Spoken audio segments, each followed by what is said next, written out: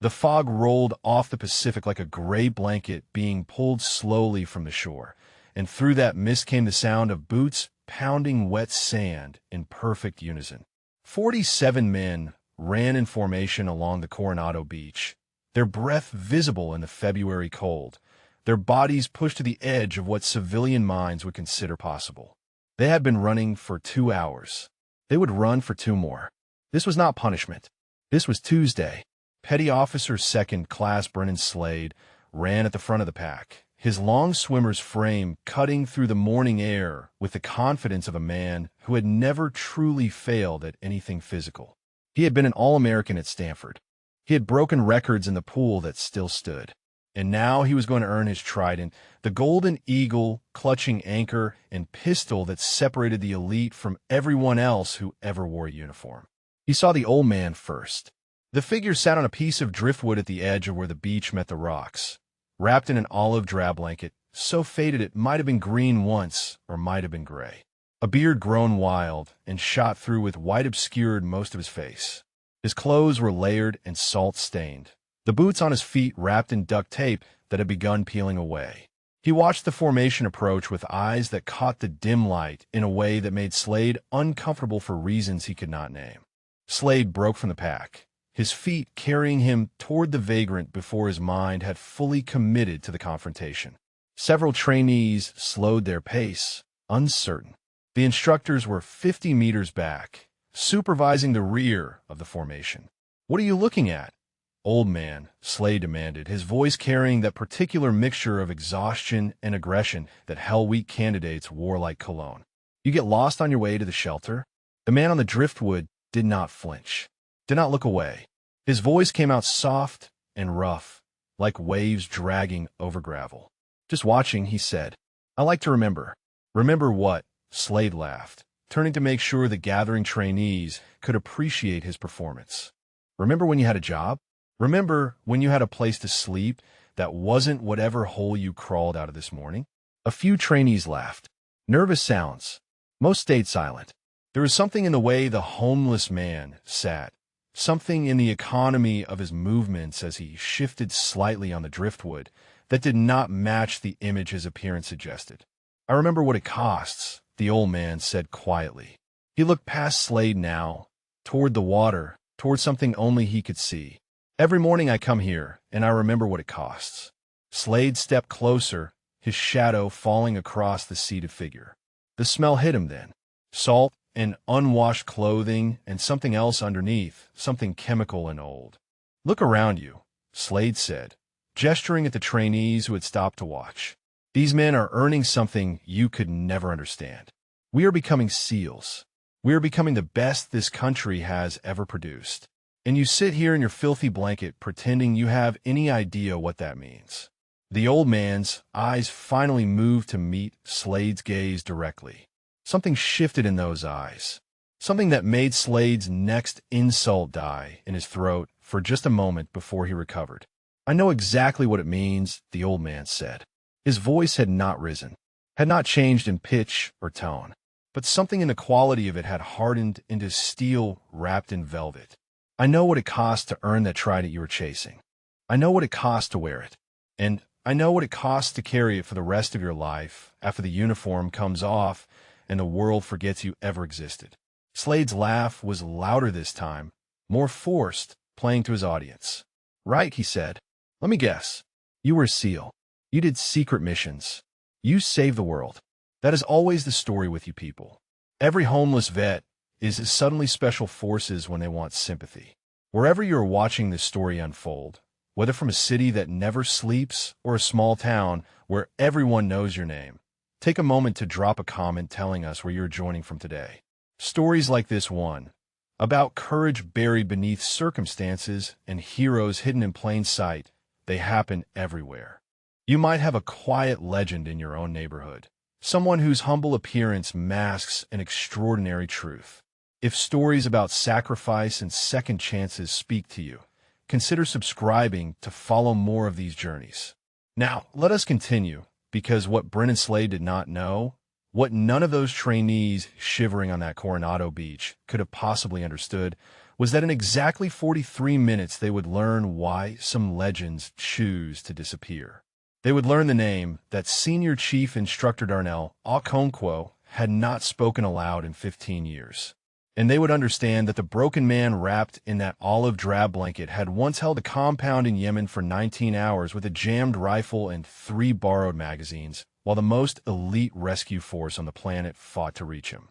But right now, in this moment, Ellison Crane simply pulled his blanket tighter around his shoulders and said nothing at all. The memories came whether Ellison Crane wanted them or not. They always did when he watched the trainees run. The cadence of boots on sand was a key that unlocked doors he had spent years to try and seal shut, and now those doors swung wide open as Slade's mocking laughter faded into the fog behind him. He remembered his own Hell Week. Winter of 1989. The water had been colder then, or maybe that was just how memory worked, sharpening some edges while dulling others. He remembered the moment his body had tried to quit, truly quit, somewhere around hour 90 with no sleep and hypothermia setting into his bones like permanent frost. He remembered the instructor who had knelt beside him in the surf, close enough that only Ellison could hear, and whispered that pain was just weakness leaving the body, but quitting was weakness staying forever. He had not quit. He had earned his trident on a Friday afternoon in May. And when they pinned that gold insignia to his chest, he had felt like he finally belonged somewhere for the first time in his 22 years of life. The blanket around his shoulders now had once been Navy issue. He had carried it through 3 deployments before it became too worn for regulation use. Now it was the only thing he owned that still connected him to the man he used to be. Yemen came back to him next. It always did. March of 2009, coordinates he could still recite in his sleep. 15.3547 degrees north, 44.2063 degrees east. Marib Governorate. Operation Silent River. The compound was supposed to be soft. Intelligence had promised minimal resistance. A quick extraction of a CIA asset who had embedded himself with AQAP leadership and obtained information that could save hundreds of American lives. The intelligence had been wrong. Ellison closed his eyes, and he was there again, pressed against a mud brick wall while rounds chewed through the plaster above his head. His radio had taken shrapnel in the first exchange, the antenna sheared clean off by a fragment that had continued into his shoulder and lodged against his scapula. He could still feel it there on cold mornings, a small sharp reminder that refused to work its way out. He had been alone. The secondary team, the 3 men who were supposed to secure the extraction route, had walked into an ambush 400 meters east. He had heard their final transmissions before his radio died. He had heard Kowalski calling for support that would never arrive in time. He had heard the gunfire stop. 19 hours. That was how long he had held that building with a jammed M4 and 3 magazines he had pulled from dead tangos. 19 hours of rationing rounds, of improvising barricades, of keeping the asset alive in a back room, while enemies probed his defenses looking for weakness. He had killed 31 men in those 19 hours. He had counted everyone. He still counted them in his dreams. When extraction finally came, when the helicopters descended like angry gods spitting fire into the compound walls, Ellison had walked out carrying the asset over his shoulder. The debrief officer had asked him how he felt. "Mission complete, sir," was all he had managed to say before his legs gave out and the medics caught him. They gave him the Navy Cross in a ceremony that never officially happened, for an operation that did not exist in any record a congressional committee would ever see. They promoted him. They called him a legend. They whispered his call sign, Spectre, with something approaching reverence. And then they sent him back out, because that was what legends did. They kept going until they could not go anymore. The training accident came back to him now, the memory he fought hardest to keep behind those sealed doors. 3 years after Silent River. A routine dive, training exercise with new candidates. Everything by the book until it was not. Isaiah Mako Harris had been his swim buddy for 11 years. They had earned their tridents together in that mace ceremony so long ago. They had saved each other more times than either could count. Mako had been the best man at Ellison's wedding and the first person at the hospital when Ellison's son was born. The candidate had panicked underwater. 60 feet down, gear tangled, thrashing in a way that endangered everyone within reach. Ellison had been closest to the surface. Mako had been closest to the candidate. The mathematics of depth and time and oxygen had been simple and brutal. Ellison could save one of them. Only one. He had chosen the candidate. Mako would have wanted him to choose the candidate. That was what Mako had shouted into his regulator as Ellison had hesitated, the words garbled but unmistakable. Save the kid. Ellison had saved the kid. The candidate was now a fully qualified SEAL serving with Team 4. He sent Ellison a Christmas card every year to an address Ellison no longer lived at. Mako had drowned 60 feet beneath the surface while Ellison hauled a panicking 23-year-old toward the light. The funeral had been beautiful. Full military honors. Flag folded with precision and handed to Mako's widow, a woman named Caroline who had never blamed Ellison for what happened even though Ellison had blamed himself every single day since. He had tried to keep going. That was what legends did. But the weight had grown heavier with each passing month, the faces of the dead accumulating like stones in his pockets. Kowalski, Martinez, Webb, the 31 men in Yemen who had families somewhere. And Mako, always Mako. One morning he had simply walked away. No note, no explanation. Just his dive watch on the kitchen counter stopped at 0347, the exact moment Mako's hand had slipped from his grip and his feet carrying him out the door and down the street and out of the life he no longer deserved to live. That had been 4 years ago. Now he slept under an overpass half a mile from the base where he had once been considered the best of the best. Now he watched trainees run the same beach he had run, and he whispered to Mako's ghost that he was still here, still counting, still keeping watch. The fog was beginning to lift. Slade and the other trainees had resumed their formation, leaving Ellison alone on his driftwood perch. But something had shifted. Ellison could feel it in the salt air. Today would be different. He did not know how. He only knew. The formation had barely reformed when Brennan Slade broke ranks again. Something about the encounter with the homeless man had lodged beneath his skin like a splinter he could not ignore. The way the old man had looked at him. The steadiness in those eyes that had no business being steady. It gnawed at Slade in a way that made him angry, and when Brennan Slade got angry, he got loud. "Hold up," he called to the trainees nearest him. "I'm not done with grandfather over there." Several men exchanged glances. A trainee named Patterson, built like a fire hydrant and twice as stubborn, spoke up quietly. "Maybe we should just let it go, Slade. Instructors are going to notice we keep breaking formation." "Let them notice," Slade said. He was already walking back toward the driftwood where Ellison Crane still sat. "This is a teaching moment. These homeless vets who hang around the base claiming they were operators, they're an insult to everything we are working for. Someone needs to call them out." The group that followed him was smaller this time. Patterson hung back. A few others peeled off toward the water to resume their conditioning. But enough remained to form an audience, and that was all Slade needed. Ellison watched them approach. His hands rested on his knees, still and patient. The fog had thinned enough now that he could see the instructors in the distance, dark shapes against the gray morning. One of them had stopped moving. One of them was watching. Senior Chief Instructor Darnell Okonkwo stood with his boots planted in the wet sand, his eyes fixed on the confrontation unfolding near the rocks. Something about the homeless man's posture had caught his attention. The way the man sat, the angle of his shoulders, the particular stillness that came from years of training the body to conserve energy until energy was needed. Okonkwo had seen that stillness before. He had learned it from someone long ago during his first deployment when he was young and terrified and trying to pretend he was neither. He began walking toward the rocks. Slowly, not yet certain why. Slade stopped 3 feet from Ellison and crossed his arms over his chest. The gesture was meant to intimidate. It succeeded only in making him look like a child imitating authority. "I've been thinking about you," Slade announced. "About your story. About how you sit here every morning watching us like you belong here. And I have decided I want to hear more." Ellison said nothing. His eyes moved briefly to the approaching instructor in the distance, then back to Slade. Come on, Slade pressed. You said you know what it costs to earn the Trident. That means you are claiming you earned one yourself. So prove it. Tell us about your service.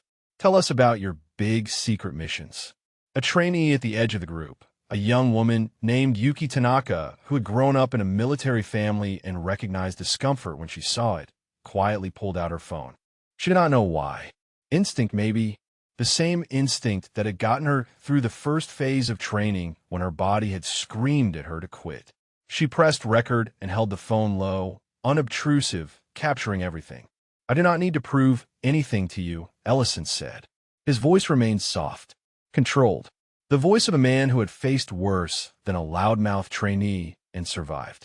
I was just leaving. He moved to stand, and Slade stepped forward, closing the distance between them. No, Slade said. You do not get to make claims and then walk away. You do not get to sit here on our beach, watching our training, pretending you understand what we are going through, and then just disappear. If you were really a SEAL, you would have some pride. You would not be living under a bridge somewhere smelling like a dumpster. The words hung in the air. Several trainees looked away. Even among those who had followed Slade, there was a growing sense that a line was being approached, if not already crossed. Ellison stood slowly. He was taller than he had appeared while sitting, his frame still carrying hints of the powerful build that had once made him formidable. The blanket slipped from one shoulder, revealing layers of stained clothing beneath. Pride, he repeated. The word came out heavy. Tired.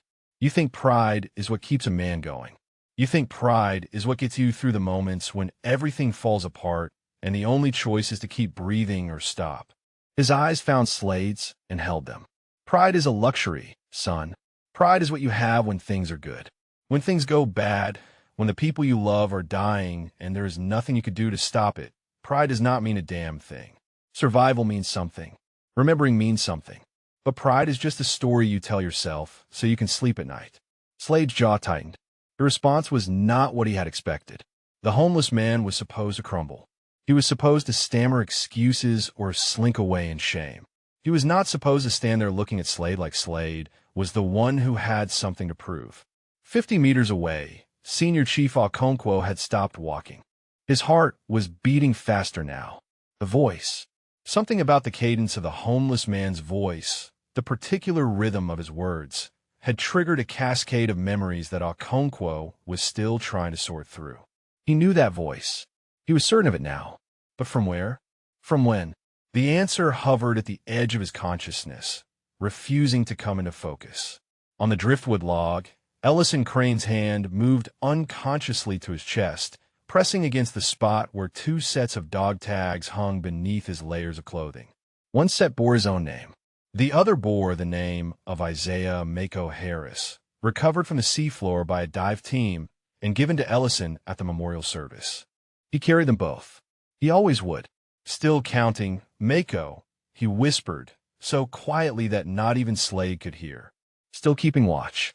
Slade felt the shift in the confrontation and did not like it. The homeless man was supposed to be weak. He was supposed to fold under pressure the way soft people always folded. Instead, he stood there with those steady eyes and that quiet voice, and Slade could feel his audience slipping away from him, their attention moving from amusement to something uncomfortably close to respect. He needed to regain control. He needed proof that this vagrant was exactly what he appeared to be. Fine, Slade said, forcing a laugh that sounded hollow even to his own ears. You want to talk about survival? You want to talk about remembering? Then remember something specific. Give me an operation. Give me a mission. Give me anything that proves you're not just some crazy homeless guy who watched too many war movies. The morning light was strengthening now, burning through the last wisps of fog. The beach stretched empty in both directions except for the small cluster of trainees and the lone figure of Senior Chief Okonkwo, still standing motionless 50 meters away, still watching with an intensity that none of the young men had noticed. Ellison Crane looked at Slade for a long moment. Something moved behind his eyes, a door opening that had been closed for years. Silent River, he said. The words fell into the salt air and hung there. 2 words, nothing more. But the way he said them carried weight that Slade could not understand. What is that supposed to mean? Slade demanded. Silent River? Is that a video game? A movie you saw once? It was an extraction, Ellison said. His voice had changed, flattened into something mechanical. Clinical. The voice of a man giving a debrief rather than having a conversation. Yemen, March 2009. CIA asset embedded with AQP leadership had obtained intelligence regarding planned attacks on American installations throughout the Gulf region. Four-man team inserted by helicopter 12 kilometers from target compound. I was team lead. Slade opened his mouth to interrupt with another mocking comment, but something stopped him. The specificity of the details. The flatness of the delivery. This did not sound like a story someone had invented. Compound was supposed to be soft, Ellison continued. Minimal security. Quick in and out. Intelligence was wrong. Secondary team walked into an ambush at the extraction point. I heard them die over the radio before my radio took shrapnel and went dark. He paused. His hand had moved to his left shoulder, pressing against the spot where the fragments still lodged beneath his scapula sent pain signals on cold mornings. Kowalski, Martinez, and Webb. Those were their names. The three men in the secondary team. Petty Officer First Class David Kowalski, 29 years old, from Duluth, Minnesota. He had a daughter he had never met because his wife was still pregnant when we deployed. Chief Petty Officer Ramon Martinez, 34, from San Antonio. He was 2 months from retirement, was going to open a fishing charter business. And Petty Officer Second Class Thomas Webb, 26, from nowhere in particular. Foster kid who found a family in the teams. He called me uncle even though I was only 8 years older than him. The silence around Ellison had deepened. Even Slade had stopped performing for his audience. The names, the ages, the details that no one would invent because no one would think to invent them. 19 hours, Ellison said. I held that compound for 19 hours with a jammed rifle and ammunition I pulled from dead enemies. 31 men tried to get through me to reach the asset. 31 men failed. When extraction finally arrived, I walked out carrying the asset over my shoulder because his leg had been shattered by a ricochet in the first hour, and I had kept him alive by telling him stories about my son learning to walk. Okonkwo had started moving again. His walk had become something closer to a march. The memories that had been hovering at the edge of his consciousness were crashing together now, forming a picture he did not want to see but could not look away from. March 2009. Yemen. An extraction that had gone wrong in every possible way except the final outcome. He remembered the classified briefings. He remembered the whispered conversations in team rooms about the operator who had done the impossible. He remembered the call sign that had become legend among men who did not use the word lightly. Spectre. The name surfaced in Okonkwo's mind like a body rising from deep water. He had served under that man. 20 years ago, when Okonkwo was fresh out of BUD/S and terrified of making a mistake that would get someone killed, there had been a senior operator who had taken him aside and taught him how to calculate windage without a spotter, how to breathe through fear, how to keep going when every fiber of your being screamed for you to stop.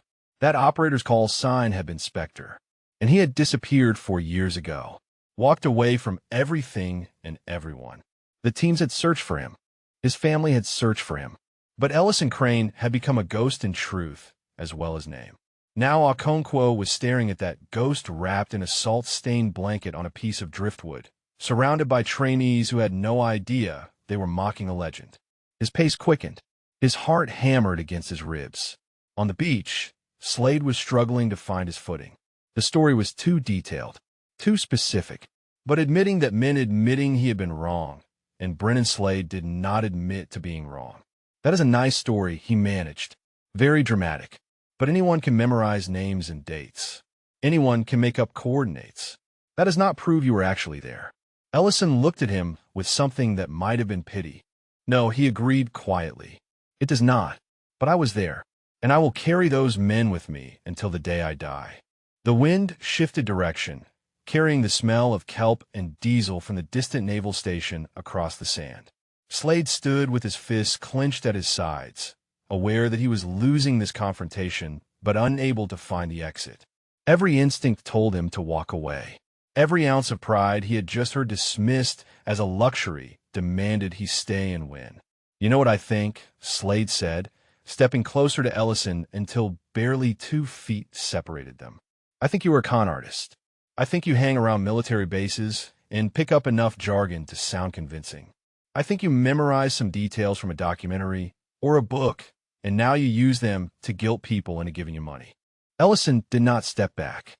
His weight had shifted subtly, settling into his hips in a way that any trained fighter would recognize. It was not a threatening posture. It was simply readiness, the body remembering what the mind tried to forget. "I have never asked anyone for money," Ellison said. "I have never asked anyone for anything." "Then what do you want?" Slade demanded. "Why are you here? Why do you come to this beach every morning and watch us?" "Because I cannot stop." The answer was simple, honest. It carried a weight of grief that even Slade, in his determination to win, could not entirely ignore. "This is where I learned who I was," Ellison continued. His eyes moved past Slade to the water, to the stretch of beach where he had once low crawled through the surf until his elbows bled. 30 years ago, I was standing where you're standing. I was young and strong and certain that I was going to change the world. And I did change it, in ways you cannot imagine, in ways I wish I could forget. The trainees who remained had gone quiet. Even the ones who had laughed at Slade's initial mockery were watching now with something other than amusement. Tanaka kept her phone steady, recording everything, her instinct telling her that something significant was unfolding. "I come here because the sound of boots on sand is the only thing that still makes sense to me," Ellison said. "I come here because when I hear the cadence calls and the instructor shouting, I can remember a time when I belonged somewhere. When I had brothers who would die for me, and I would die for them." His voice cracked slightly on the word brothers. He paused, steadied himself. "Some of them did die for me. Some of them died because of me. And I have spent 4 years trying to figure out how to live with that." Slade felt the ground shifting beneath him. The homeless man was not supposed to have this kind of gravity. He was not supposed to speak with the weight of someone who had actually carried the burdens he described. This was supposed to be simple. A crazy vagrant. A quick confrontation. A story to tell the other trainees about how Slade had put some faker in his place. Instead, Slade was standing in front of a man whose pain was so palpable it seemed to thicken the air between them. But still he could not back down. The audience was watching. His reputation was on the line. And somewhere deep in the part of his brain that would take years of service to quiet, Brennan Slade believed that admitting he was wrong was the same as being weak. "Prove it," he said again. His voice was harder now, more desperate. "If you were really a SEAL, if you really did all these incredible things, then you should have something. Dog tags, a trident, something real." Ellison's hand moved toward his chest, toward the place where 2 sets of dog tags hung on a single chain beneath his layers of clothing. Then it stopped, fell back to his side. "Those are private," he said quietly. "Private," Slade repeated with a harsh laugh. "Or imaginary. Which is it, old man? What are you hiding under there? A fake trident you bought at a surplus store? Some costume jewelry you used to run your scam?" He reached out before Ellison could react, grabbing a fistful of the old man's jacket and pulling him forward. The movement was aggressive, intentional, designed to intimidate and humiliate. What happened instead changed everything. The jacket pulled open, the layers beneath shifted, and Slade's grip on the fabric caused Ellison's sleeve to ride up his forearm, exposing skin that had not seen direct sunlight in months. There, beneath the grime and the weathering and the marks of a life lived outdoors, a tattoo emerged into the morning light. Faded, but unmistakable. The eagle clutching an anchor and a flintlock pistol, the symbol that every man on that beach was fighting to earn the right to wear. A trident. But that was not all. Beneath the trident, in smaller script that had blurred with age but remained legible, were coordinates. Numbers that meant nothing to Slade, but would mean everything to anyone who knew the classified history of Operation Silent River. And beneath the coordinates, 3 sets of initials: DK, RM, TW Kowalski, Martinez, Webb, the men who had died at the extraction point while Ellison held the compound alone. Slade's grip loosened. His hand fell away from the jacket. His face had gone pale. 30 meters away, Senior Chief Okonkwo broke into a run. The trident tattoo seemed to pulse in the gray morning light. Slade stared at it, his mind racing to reconcile what his eyes were showing him with the narrative he had constructed. Homeless men did not have tridents inked into their skin with this level of detail. Con artists did not carry coordinates of classified operations permanently etched into their flesh. And no one would tattoo the initials of dead men beneath a memorial they had invented. But admitting all of this meant admitting something else. Something Slade was not ready to face. That does not prove anything, he heard himself say. The words sounded weak even as they left his mouth. Anyone can get a tattoo. You probably found some drunk tattoo artist who did not ask questions. The other trainees had stopped pretending this was entertainment. Patterson had moved closer, his face troubled. A trainee named Okafor, whose father had served 2 tours in Afghanistan, was shaking his head slowly. And Tanaka kept recording, her phone capturing every detail of Slade's unraveling certainty. Ellison pulled his sleeve down slowly. His movements were careful, deliberate. The movements of a man who had learned long ago that sudden gestures in tense situations led to misunderstandings that could not be taken back. "You are right," he said. "A tattoo does not prove anything. Nothing I say or show you will prove anything if you have already decided what you want to believe." He turned slightly, preparing to walk away, to disappear back into the fog of anonymity he had wrapped around himself for 4 years. But Slade was not finished. Could not be finished. The desperation in him had curdled into something ugly, and he reached out again, this time grabbing Ellison's arm directly over the tattooed trident. The grip was hard, intentionally painful. Slade's fingers dug into flesh and ink and memory. "I said that does not prove anything," Slade repeated, his voice rising. "You want respect? You want us to believe you were one of us? Then give me something real. Give me a name. Give me someone who can verify your little fantasy." Ellison went very still, the kind of stillness that preceded either complete withdrawal or explosive action. His eyes locked on Slade's grip on his arm, then rose to meet the younger man's gaze. "Take your hand off me," he said. The softness was gone from his voice. What remained was steel, cold and unwavering. "Please." The please was not a concession.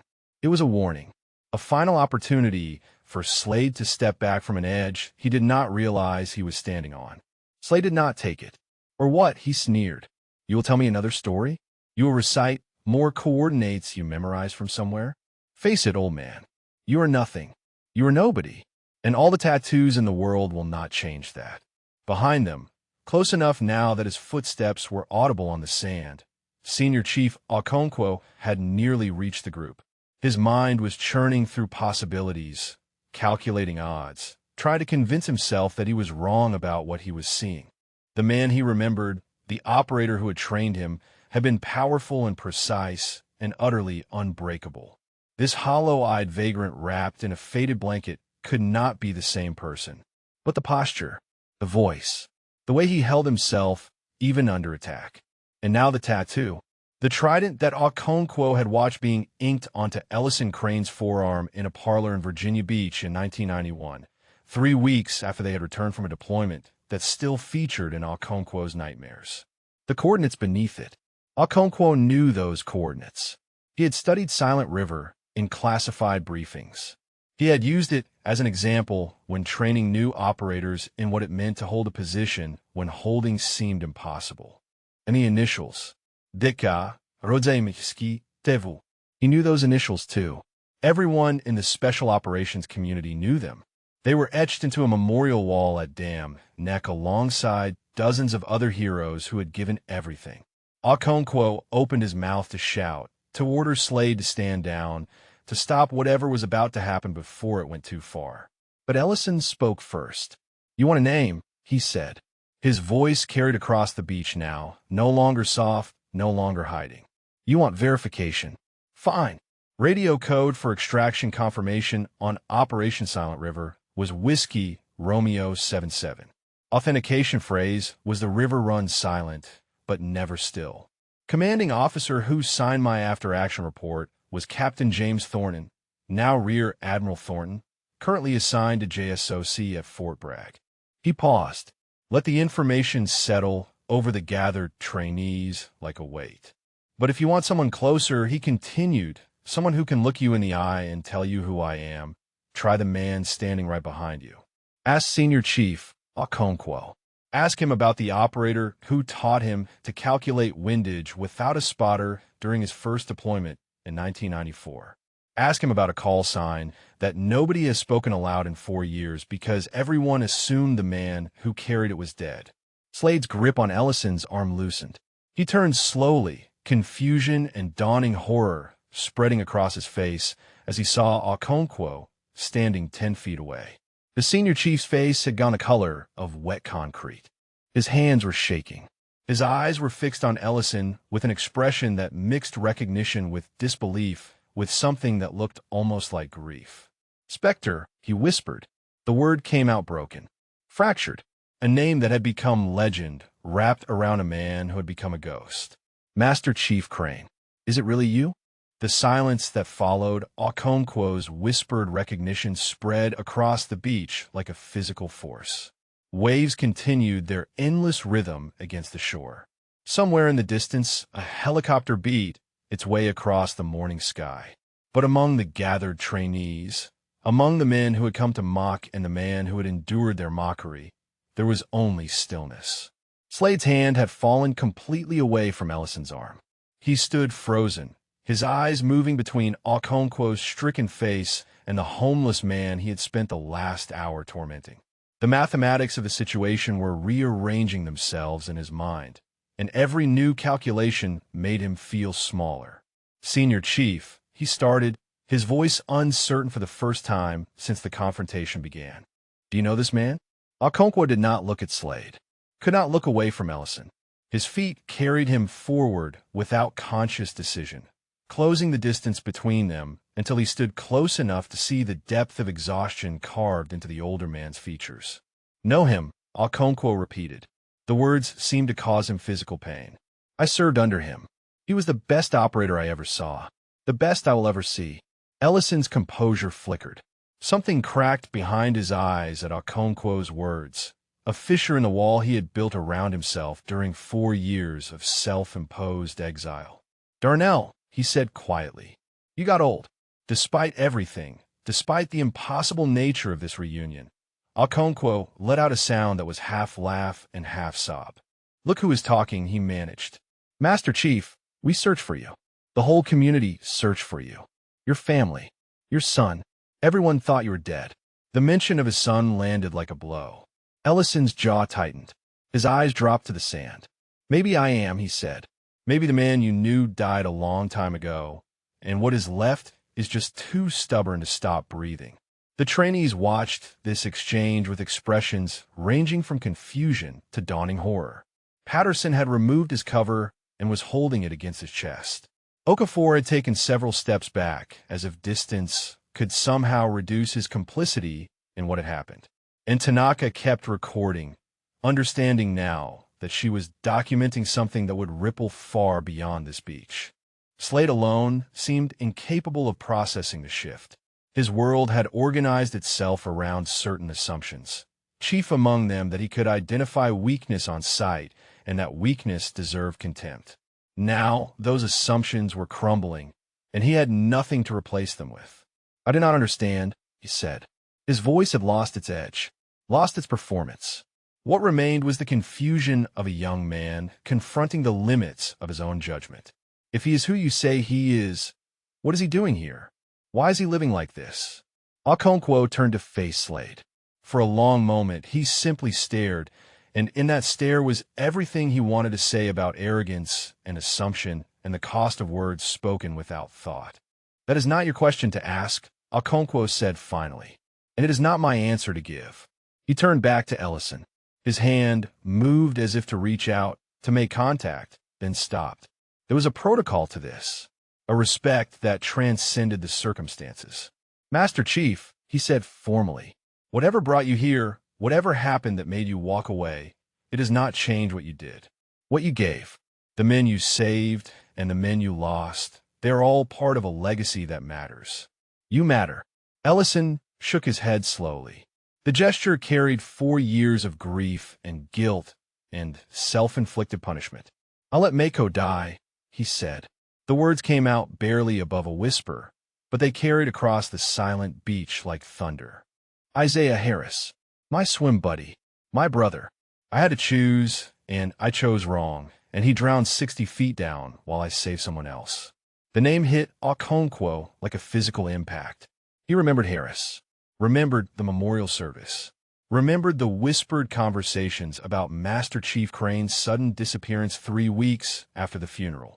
That was a training accident, Okonkwo said. The investigation cleared you. The candidate you saved testified that you made the only call possible. Investigations do not know what I know, Ellison replied. They do not see what I see every time I close my eyes. Mako's hand slipping out of mine. The look on his face when he realized I was swimming the other direction. He pulled his blanket tighter around his shoulders. The gesture was defensive, protective, the posture of a man trying to hold himself together against forces that had been tearing at him for years. I could not face his widow, Ellison continued. I could not face my son. I could not face anyone who knew what I had done. So I walked away, and I kept walking until I ended up here, watching other men become what I used to be. Okonkwo felt tears forming in his eyes. He did not try to stop them. You could come back, he said. It is not too late. There are people who would help. Programs. Resources. You do not have to live like this. Ellison looked at him with an expression that was almost gentle. Maybe, he said, but not today. Today I just want to sit on my driftwood and watch the waves and remember that I used to belong somewhere. He turned to walk away, to disappear back into the fog of anonymity, to return to the overpass where he slept and the ghost that kept him company. But Slade's voice stopped him. Wait, the young trainee said. Just wait. Ellison stopped walking. He did not turn around. His back remained to the group, shoulders hunched beneath the weight of his blanket and the heavier weight of everything he carried beneath it. Slade stood trembling. The arrogance that had defined him since the first moment of this encounter had evaporated, leaving behind something raw and uncertain. His hands opened and closed at his sides. His mouth worked around words that did not want to form. I need to say something, Slade managed. His voice cracked on the last word. The sound was unfamiliar to him. Weakness made audible. Okonkwo watched the young trainee with an expression that mixed contempt with something that might have been the beginning of respect. It took a particular kind of courage to stand in the wreckage of your own assumptions and try to build something different. Ellison still did not turn, but he did not keep walking either. Say it then, he said quietly. Slade swallowed hard. The other trainees had formed a loose semicircle around the scene, witnesses to something they would remember for the rest of their careers. Tanaka had lowered her phone slightly, still recording but no longer hiding it. There was no need for secrecy now. I was wrong, Slade said. The words came out rough, unpracticed. This was not a speech he had ever imagined giving. I looked at you, and I saw what I expected to see, what I wanted to see. Someone beneath me, someone I could mock to make myself feel bigger. He paused, drew a breath that shuddered in his chest. I did not see a man, he continued. I saw a target.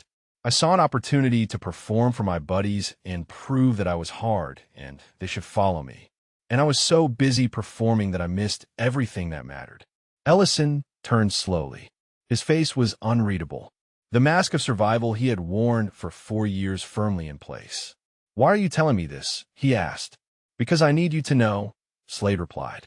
Because if I walk away from this beach without saying it, I will spend the rest of my life knowing that I mocked a legend, that I grabbed a hero by the arm and demanded he prove himself to me, that I stood in front of a man who held a compound alone for 19 hours and told him he was nothing. His voice broke completely on the last word. Tears had begun streaming down his face, cutting tracks through the salt spray that had accumulated on his skin during the morning's training. I am sorry, Slade said. I know that does not fix anything. I know you do not owe me forgiveness, but I need you to hear it. I am sorry for what I said. I am sorry for what I did. And I am sorry that I was too arrogant to see what was right in front of me.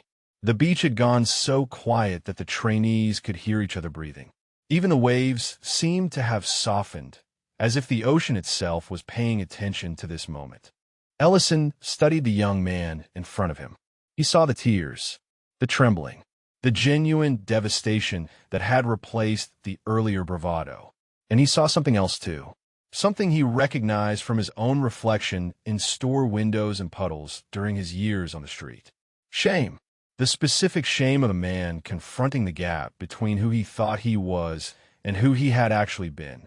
Ellison had carried that shame for 4 years. It had driven him from his home, his family, his entire life. It had convinced him that he deserved nothing better than an overpass and a faded blanket in the company of ghosts. Looking at Slade now, he saw what that shame could become if left untreated. A poison that would seep into every part of the young man's life. A weight that would grow heavier with each passing year until it crushed everything good beneath it. "Come here," Ellison said. Slade approached hesitantly. His training had prepared him for combat, for exhaustion, for physical trials that would break most men. Nothing had prepared him for this. When he stood in front of Ellison, close enough to see the depth of the older man's eyes, Ellison reached out and placed a hand on his shoulder. The touch was firm, grounding. The touch of a man who had led other men through darkness and brought them out the other side. "You were wrong," Ellison said.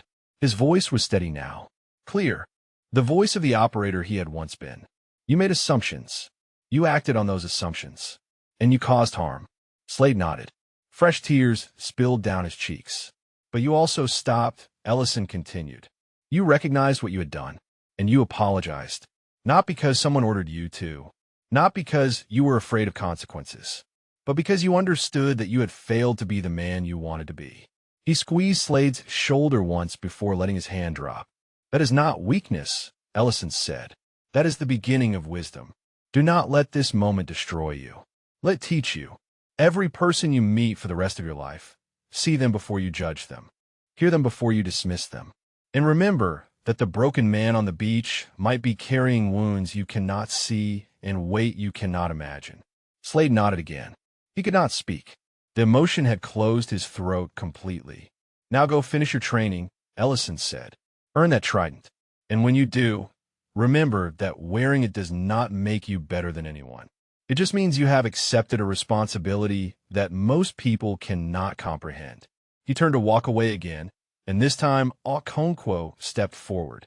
"Master Chief," he said, "please, let me help you. Let someone help you." Ellison paused, looked back at the man he had trained 20 years ago. "Maybe," he said again, "but not yet." And he walked into the thinning fog, disappearing between one breath and the next. The fog swallowed Ellison crane whole, and for a moment no one on the beach moved. The trainees stood in the configuration of witnesses, their training temporarily forgotten, their understanding of the world fundamentally altered. Okonkwo remained where Ellison had left him, his hands still half raised, as if reaching for something that had already slipped away. Then Tanaka lowered her phone and looked at the screen. 43 minutes of footage. Every word, every revelation, every moment of Slade's destruction and reconstruction. "Senior Chief," she said quietly, "what do we do now?" Okonkwo turned slowly. His face had aged years in the span of an hour. The weight of what he had witnessed, of who he had found and lost again in the same morning, pressed down on him like physical force. "We finished training," he said.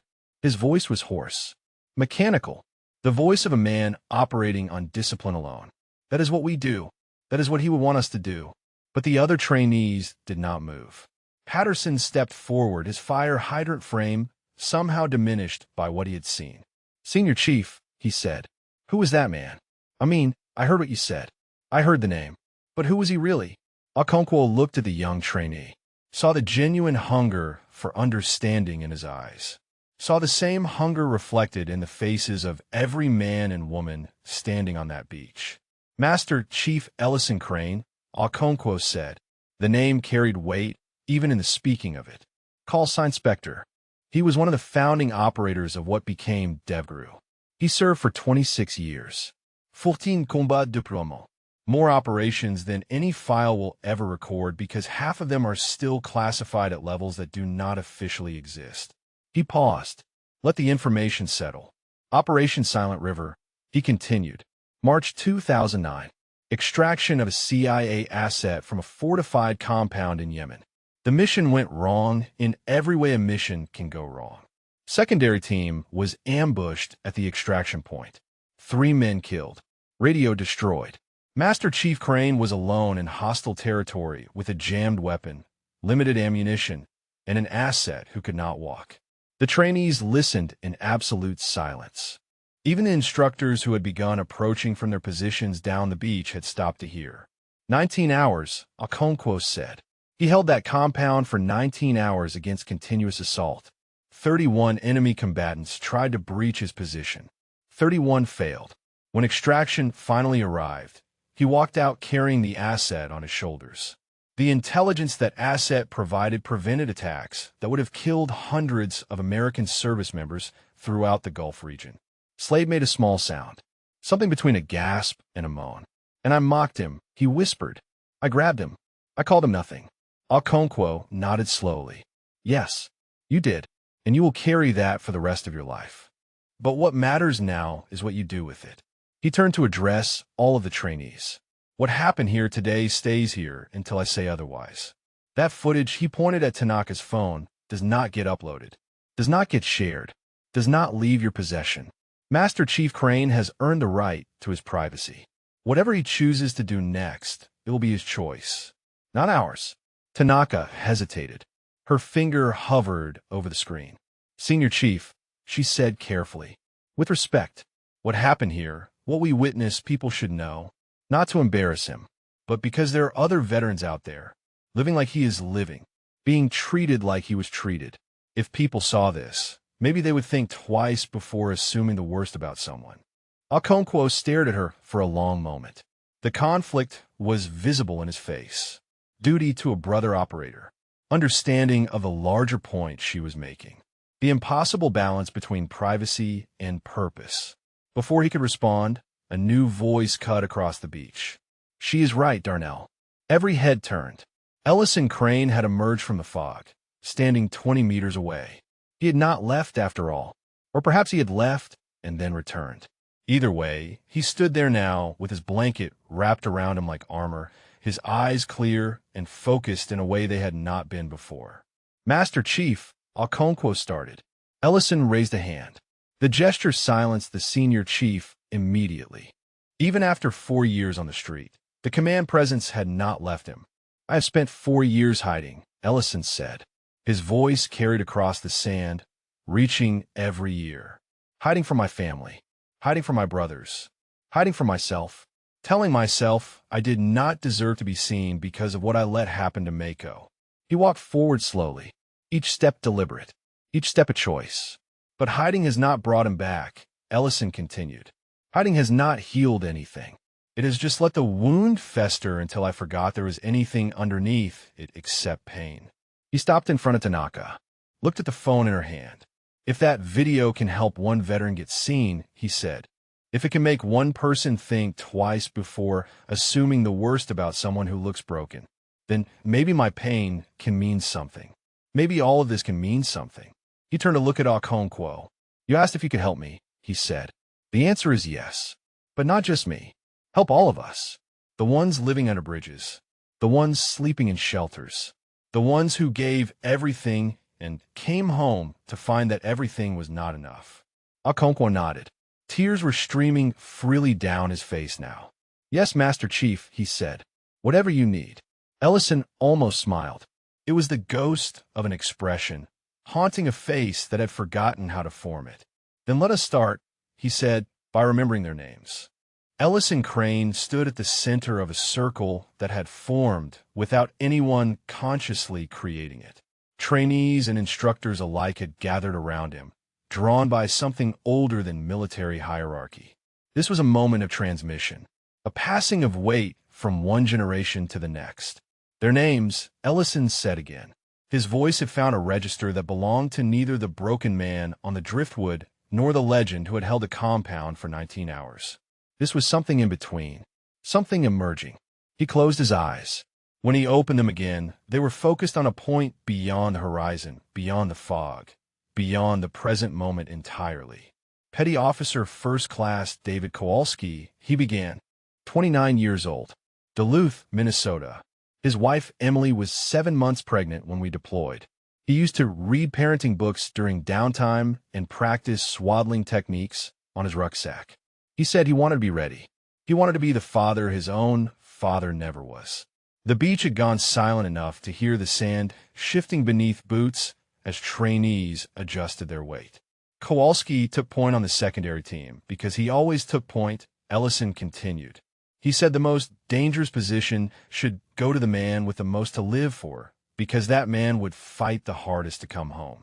The ambush hit them at 0317 local time. I heard his last transmission through my radio before the shrapnel killed it. He was calling for his wife. Not for backup, not for support. For Emily. A trainee somewhere in the circle made a sound. Quickly stifled. His daughter is 15 now, Ellison said. Her name is Grace. I know because I have watched her from a distance. Every year on her birthday. Every year on the anniversary of her father's death. I stand across the street from their house in Minnesota, and I watch them light a candle in the window. I have never introduced myself. I do not think I had the right. He paused, drew a breath that seemed to cost him something. Chief Petty Officer Ramon Martinez, 34 years old, San Antonio, Texas, 2 months from retirement. He had already put a deposit on a boat for his fishing charter business. Used to show everyone photos of it during mission briefs. Said he was going to name it Second Wind because that was what retirement felt like to him. A chance to breathe again after holding his breath for 15 years. Okonkwo had removed his cover. He held it against his chest with both hands. Martinez was the calmest man I ever served with, Ellison said. Nothing rattled him. Not gunfire.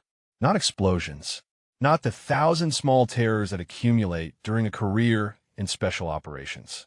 He used to say that fear was just excitement without proper breathing technique. He died 60 meters from the extraction point. 60 meters from going home. The fog had burned away completely now. Sunlight fell across the beach in golden sheets, illuminating the circle of listeners with the quality of light that belongs to churches and memorials.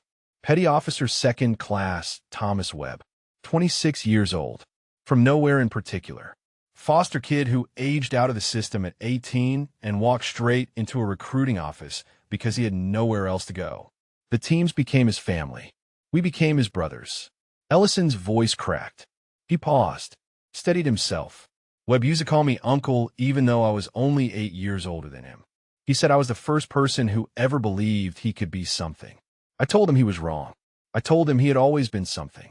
The teams just gave him a place to prove it. He looked around the circle, met eyes, held them. Webb died, trying to reach Martinez. He could have stayed behind cover. He could have waited for support that was never coming. Instead, he broke position and ran toward his brother because that is what we do. That is what wearing this symbol means. He touched his forearm where the trident lay hidden beneath his sleeve.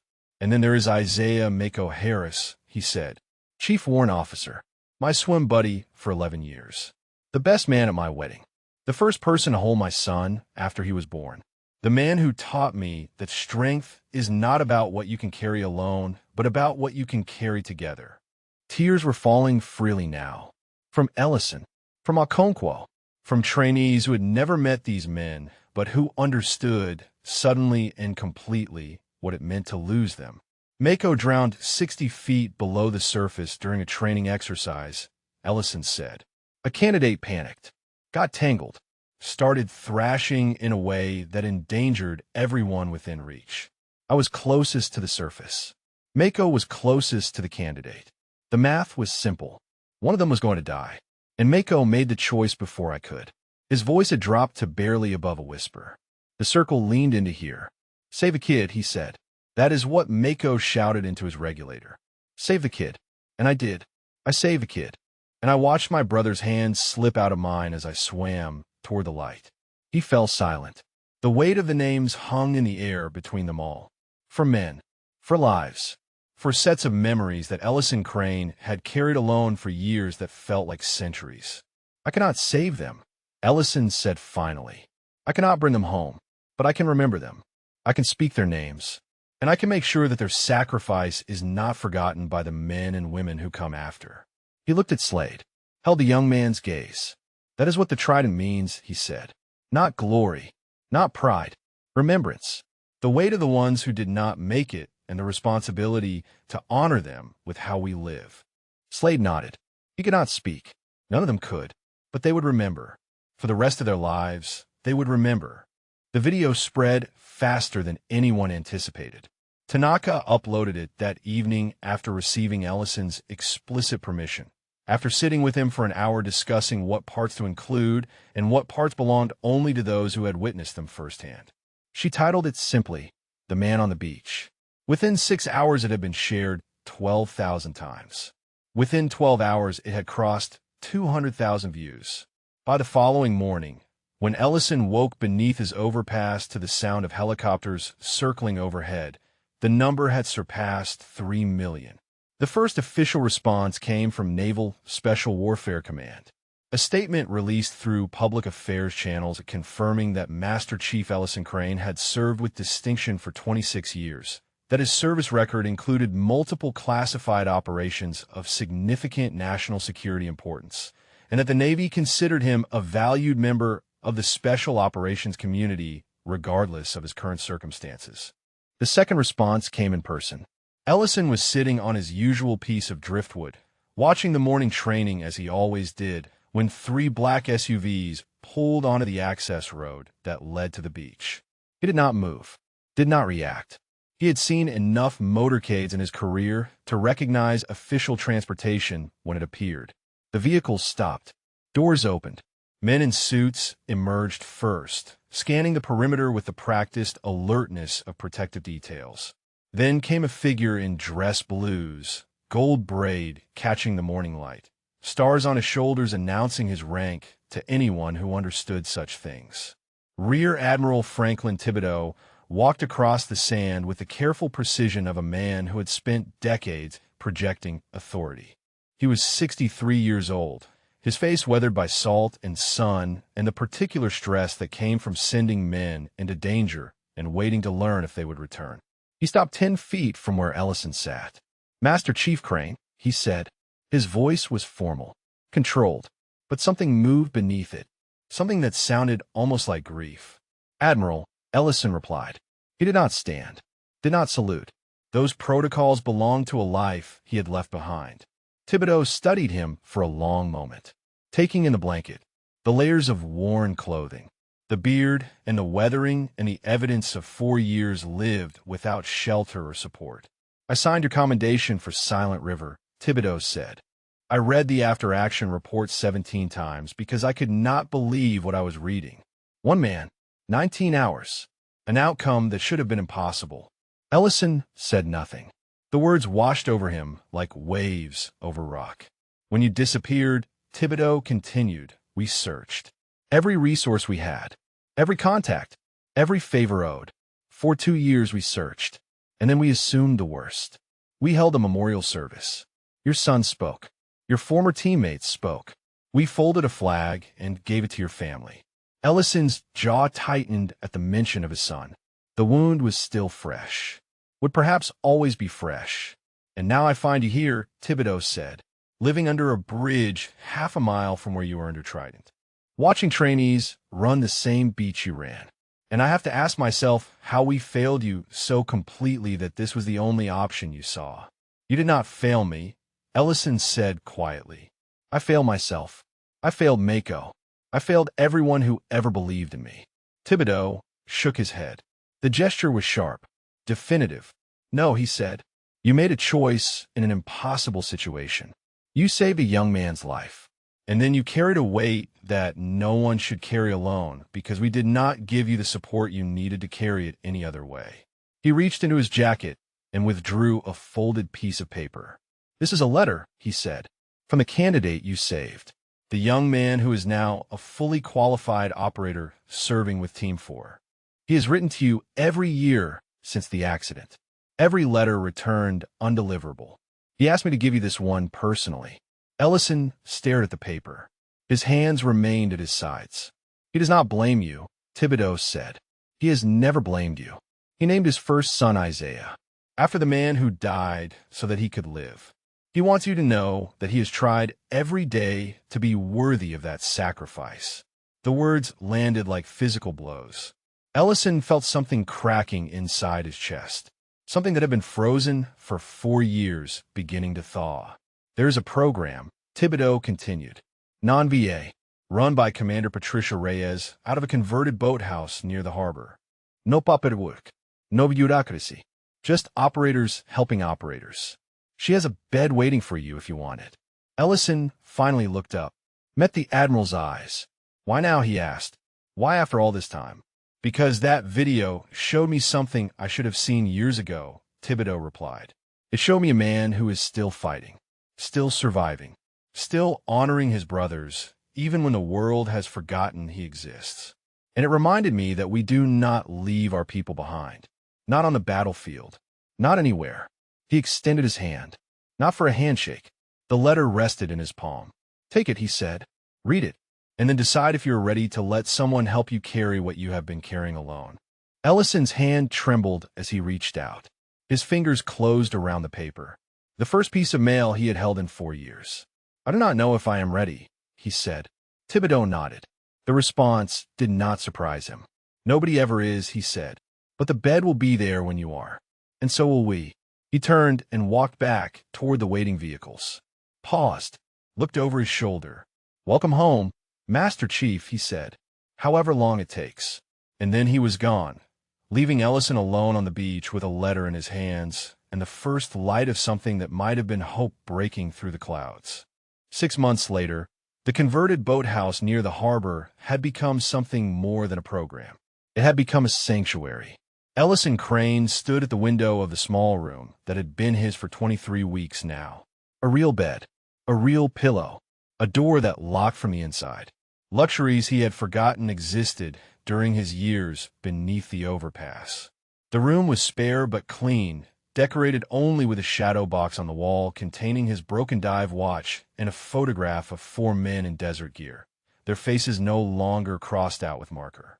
He had gained weight. His beard was trimmed. His clothes fit properly. But the deeper changes were the ones that mattered. The letter from the candidate, a man named Ryan Hollister who was now a senior chief himself, had been the first crack in the wall Ellison had built around his heart. They had spoken on the phone 3 weeks after Thibodeau's visit. Ellison had wept for the first hour. Hollister had wept with him. And somewhere in that shared grief, something had begun to heal. The memorial service had come next. A proper one this time. Not a funeral for a man presumed dead, but a gathering of brothers to honor the ones they had lost. Kowalski, Martinez, Webb, and Mako. Ellison had spoken their names aloud to a room full of operators who had come from across the country to witness his return. He had told their stories, shared their memories, and when he was finished, the room had risen as one and rendered a salute that lasted a full minute. Commander Patricia Reyes had been there, watching from the back of the room with the quiet satisfaction of someone whose life's work had just been validated. She ran the boathouse program with the same precision she had brought to her own SEAL career, but without any of the bureaucracy that made the VA so difficult for many veterans to navigate. No paperwork, no waiting lists, just presence, just support, just the simple message that you are not alone and you do not have to be. Ellison had started helping with the program after his first month. Small things at first. Making coffee, cleaning common areas, listening to new arrivals tell their stories without judgment or advice. But his role had grown as word spread about who he was and what he had survived. They came to him now, the broken ones, the lost ones, the ones who had convinced themselves that they did not deserve help and did not deserve to live. They sat across from him in the boathouse common room, and they saw a man who had been where they were, who had slept where they slept, who had carried the same weight and somehow found a way to set part of it down. "I was you," he would tell them. "I lived under a bridge for 4 years. I hated myself. I wanted to disappear. But I'm still here. And if I can come back, so can you." Some listened. Some did not. Some returned to the streets and the shelters and the slow erosion of life without purpose. But others stayed. Others found their way back to families they had abandoned, to careers they had left behind, to versions of themselves they had forgotten existed. Okonkwo visited every month. They would sit on the boathouse dock and watch the boats move through the harbor and talk about everything and nothing. The friendship that had begun 20 years ago in a combat zone had transformed into something deeper. Two men who understood each other without needing to explain. Slade had graduated from BUD/S. He had earned his trident in a ceremony where Ellison sat in the front row at Okonkwo's invitation. When the new operator approached him afterward, his eyes had been wet. "I think about that day on the beach every single time I look at this," Slade had said, touching the gold insignia on his chest. "It reminds me that wearing this means seeing people, really seeing them, not what I expect them to be, what they actually are." Ellison had shaken his hand, welcomed him to the Brotherhood, and watched him walk away knowing that something good had come from the worst moment of his exile. The sun was setting over the harbor now, painting the water in shades of orange and gold. Ellison left his room and walked down to the dock where a circle of chairs had been arranged for the evening gathering. 8 veterans sat waiting, some new, some regulars, all carrying weights that no one should carry alone. He took his seat among them, not at the head of the circle, not in a position of authority, just one more broken man learning how to put himself back together. "My name is Ellison," he said. "Call sign was Spectre. And I lost my best friend because I had to make an impossible choice." The words were familiar now. He had spoken them dozens of times. But they still cost him something. They always would. "But I'm still here," he continued. "Still counting. Still keeping watch. And tonight, I want to hear your stories. Because your stories matter. And you matter. And none of us have to carry this alone." The circle began to share, voices rising and falling in the fading light. Pain given witness. Grief given company. And somewhere in the middle of it all, Ellison Crane felt something he had not felt in years. Peace. Not the absence of pain. Not the forgetting of loss. But the quiet knowledge that he was exactly where he was supposed to be, doing exactly what he was supposed to do. "Still here. Mako," he whispered as the stars began to emerge. "Still trying. And it finally means something." If this story moved you, if it reminded you that second chances are possible and that heroes walk among us in forms we might not recognize, please subscribe to our channel and share with us in the comments. Who is the quiet hero in your life that deserves recognition? Sometimes the greatest warriors are not the ones still in uniform. They're the ones who found a way to keep fighting long after the battle was supposed to be over. Thank you for watching. And remember, every person you pass on the street has a story. Some of them might just be legendary.